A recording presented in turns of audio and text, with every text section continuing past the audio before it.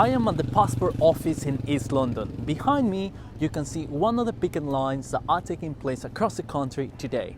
Why now PCS and people that work for the passport office are striking at this particular time of the year?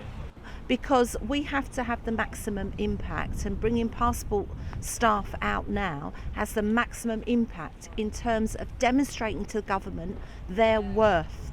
Our members, civil servants, those working in the passport office, are worth much more than pay, which is just above the national minimum wage. They need a decent wage which will ensure that they can pay their rent, their mortgages, put food on the table and clothe their kids.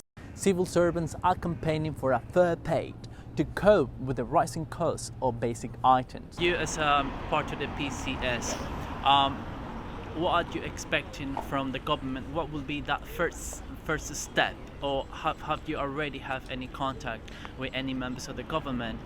The government have started to talk to us, but it's not the sort of consultation, real meaningful consultation and negotiation on pay that we want.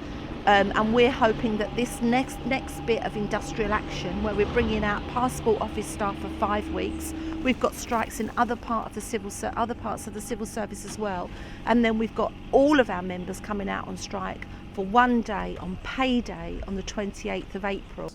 The passport office issues over 5 million passports each year. That is 2 million less before the pandemic.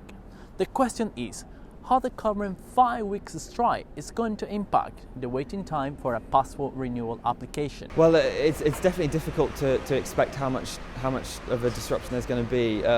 Obviously, that there will be a significant delay if almost all of the examining staff walk out for 5 weeks. But hopefully people will apply for passports and allow plenty of time before they need it for something. And hopefully, as I say, the government negotiate and allow us to return to our jobs with a pay rise that allows us to contend with inflation. The Home Office maintains the official guidance of 10 weeks for an application to be processed. A member of the picket line and branch secretary says the strike will cause a significant delay. Passport applications are processed online for £82.50, or filling out a paper form from the post office for £98.50. It is also advised to submit your application with plenty of time to avoid any delays before your home holidays or the local elections.